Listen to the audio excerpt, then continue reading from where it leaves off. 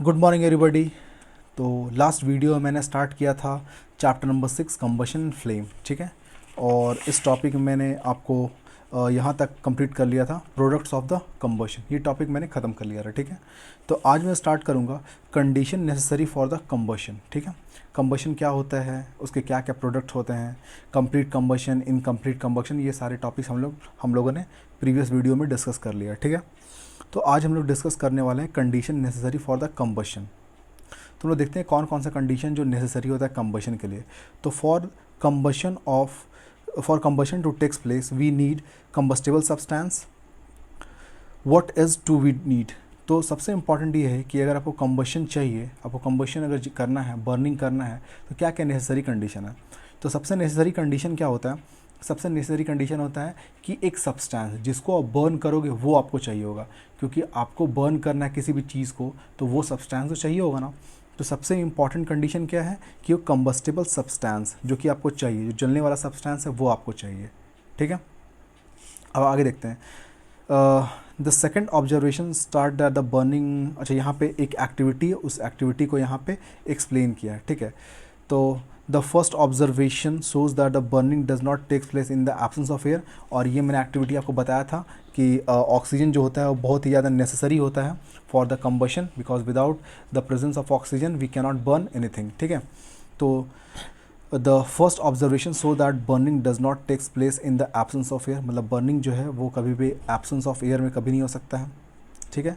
इसका मतलब ऑक्सीजन जो है दैट सपोर्ट्स द कंबशन, तो ऑक्सीजन जो होता है वो सपोर्टर ऑफ कंबशन है and is necessary for the combustion. तो इसका मतलब ऑक्सीजन जो है ये भी मेरे को चाहिए फॉर द कंबशन प्रोसेस, ठीक है। तो पहला मैंने फर्स्ट क्या नेसेसरी थिंग है, that is the combustible substance, second is the air, दो चीज़ें। देखते हैं और क्या चीज़ें इंपॉर्टेंट होती है।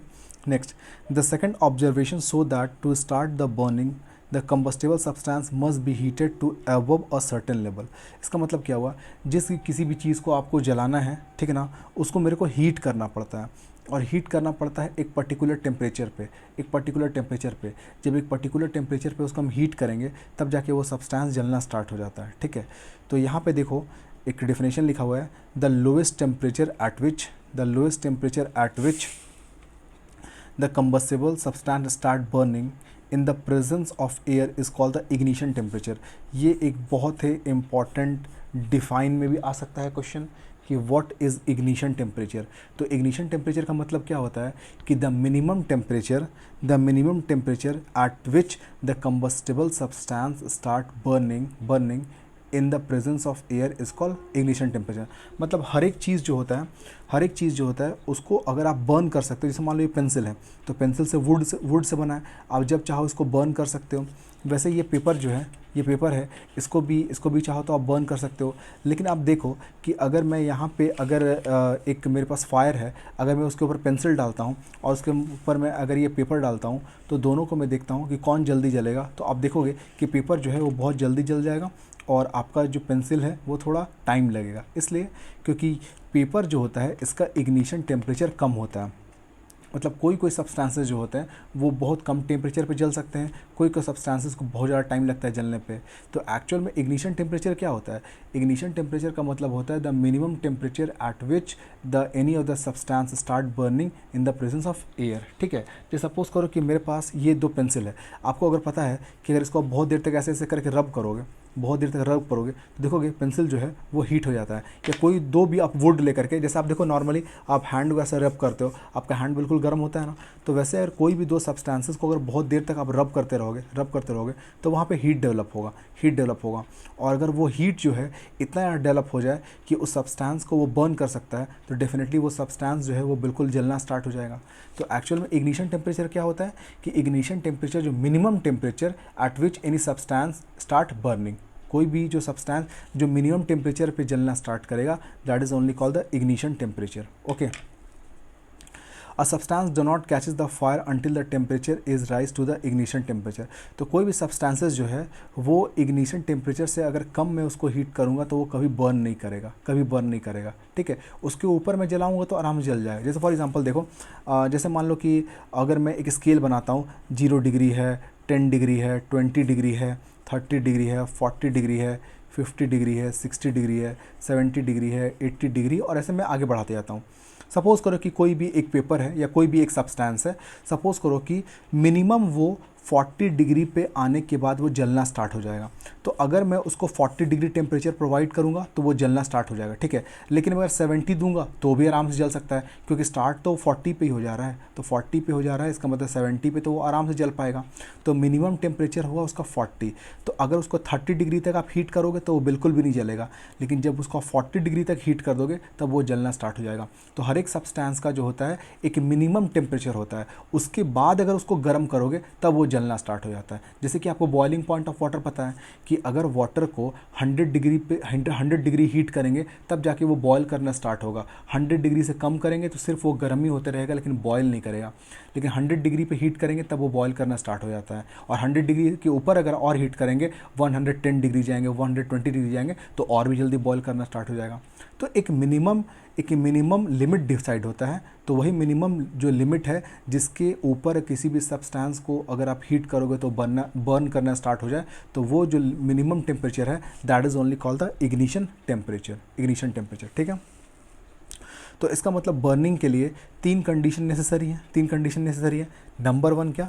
Number one, presence of combustible substance. अगर किसी भी चीज़ को आपको जलाना है तो तीन कंडीशन इंपॉर्टेंट है। Number one, presence of combustible substances. Number two, presence of the supporter of combustion, that is the air और ऑक्सीजन, O2, है ना, क्योंकि एयर और ऑक्सीजन जो है वही कंबशन को सपोर्ट करते हैं। और heating the combustible substance to it ignition temperature. और थर्ड क्या है? किसी भी सब्सटेंस को जलाना है तो उसको मिनिमम उसके इग्निशन टेम्परेचर तक हीट करना पड़ेगा। अगर इग्निशन टेम्परेचर तक हीट नहीं करेंगे तो वो सब्सटेंस कभी भी स्टार्ट नहीं होगा जलना, ठीक है। तो ये तीन इंपॉर्टेंट कंडीशंस हैं, that is also very important, ठीक है। Combustion does not occur in the absence of anyone. और इन तीनों में से अगर एक एब्सेंट हुआ, अगर कोई भी एक प्रेजेंट नहीं है, तो कभी भी कंबशन कभी भी नहीं हो सकता है। तो ये अब तक ये तीन चीज़ें होंगी तभी कंबशन पॉसिबल है, अदरवाइज़ बिल्कुल भी पॉसिबल नहीं है, ठीक है। जैसे यहाँ पे एक एक्सपेरिमेंट दिया है, मैं आपको बताता हूँ। देखो यहाँ पे आप देख सकते हो एक कैंडल है, और कैंडल के ऊपर में ये अपकिप बना हुआ है, और ये बिल्कुल भी बना हुआ पेपर से, ठीक है। इस पेपर के अंदर में क्या है? वाटर पूरा वाटर फिलअप है। अगर आप इसको कैंडल के जस्ट ऊपर रखोगे, देखोगे ये पेपर बिल्कुल भी बर्न नहीं होगा। क्यों? क्योंकि जो भी हीट कैंडल से मिल रहा है वो कैंडल का हीट जो है इस पेपर का इग्निशन टेम्परेचर तक नहीं पहुंच पा रहा है। क्यों? क्योंकि इसके अंदर जो वाटर जो है इस पेपर का टेम्परेचर को इंक्रीज़ करने नहीं दे रहा है। क्यों? क्योंकि जो भी हीट यहाँ से मिल रहा है फ्लेम से, वाटर सारा टेम्परेचर को एब्जॉर्ब कर दे रहा है। तो पेपर को जो टेम्परेचर है उसका इग्निशन टेम्परेचर नहीं मिल पा रहा है, और अगर पेपर को उसका इग्निशन टेम्परेचर नहीं मिल पाएगा तो ये पेपर कभी भी बर्न नहीं करेगा, ठीक है। तो इसका मतलब ये इस एक्सपेरिमेंट से मेरे को क्या पता चलता है? इससे ये पता चलता है कि कोई भी सब्सटेंस को जब तक हम इग्निशन टेम्परेचर तक हीट नहीं करेंगे वो सब्सटेंस कभी भी बर्न नहीं कर सकता, ठीक है। और ये पूरा आपको अच्छे से एक्सप्लेन किया है, आप एक बार इस एक्टिविटी को खुद से पढ़ लेना, ठीक है। अब आता है इनफ्लेमेबल सब्सटेंस। तो इनफ्लेमेबल सब्सटेंसेस का मतलब क्या होता है कि कोई भी जो सब्सटेंस है जिनका इग्निशन टेम्परेचर बहुत कम होता है, मतलब जो बहुत कम टेम्परेचर पे जलना स्टार्ट हो जाएंगे, वो मेरे लिए हो गए इनफ्लेमेबल सब्सटेंसेस, ठीक है। जैसे देखो, the substance that have very low ignition temperature and hence catches fire easily is called the inflammable substances. मतलब जो भी सब्सटेंसेस जो कि बहुत कम टेम्परेचर पे जलना स्टार्ट कर जाता है, बहुत जल्दी जलना स्टार्ट कर जाता है, बहुत जल्दी वो आग पकड़ता है, तो वैसे सब्सटेंसेस को हम लोग क्या बोलते हैं? Inflammable substances. जैसे एग्जांपल मैंने आपको बताया था पेपर का। अगर इस पेपर को और इस पेंसिल को अगर फायर में डालता हूँ, आग में डालता हूँ, देखोगे पेपर जो है वो तुरंत इसमें जो है आग पकड़ेगा, लेकिन पेंसिल को टाइम लगेगा। तो इसका मतलब ये जो सब्सटेंस है, पेपर जो है, ये बहुत जल्दी आग जल रहा है, इसमें बहुत जल्दी इसको आप जला सकते हो। इसका मतलब ये इनफ्लेमेबल सब्सटेंसेस है। तो जो सब्सटेंसेस को आप बहुत जल्दी जला सकते हो वो आपके लिए हुआ इनफ्लेमेबल सब्सटेंसेस। जैसे एग्जांपल देखो, examples are the petrol, kerosene, alcohol, LPGs। तो ये सारे सब्सटेंसेस जो हैं ये बिल्कुल भी इनफ्लेमेबल सब्सटेंसेस हैं, क्योंकि इनको बहुत ही कम टेम्परेचर पे आप देखोगे ये बिल्कुल भी जलना स्टार्ट हो जाता है ना। Care has to be taken while using storing the substances and even a small spark can ignite them and cause a major fire. तो इन सारी चीज़ों को स्टोर करने के लिए हमें बहुत प्रॉपर तरीके से स्टोर करना होगा, क्योंकि ये हाईली इनफ्लेमेबल सब्सटेंसेस है। हाईली इनफ्लेमेबल सब्सटेंसेस मतलब कि इनका जो इग्निशन टेम्परेचर है वो बहुत कम है, मतलब बहुत कम टेम्परेचर पे वो जलना स्टार्ट हो सकते हैं। तो बहुत कम टेम्परेचर पे जलना स्टार्ट हो सकते हैं, तो हमेशा इसको हमें हमेशा एक ड्राई और एक कूल प्लेस पे रखना चाहिए। क्यों कूल प्लेस पे रखना चाहिए? क्योंकि अगर टेम्परेचर अगर काफ़ी ज़्यादा होगा तो ये अपने आप भी जलना स्टार्ट हो सकता है ना। तो ये चीज़ें मैंने आपको बताई। नेक्स्ट डे मैं स्टार्ट करूँगा type of combustion. Thank you very much.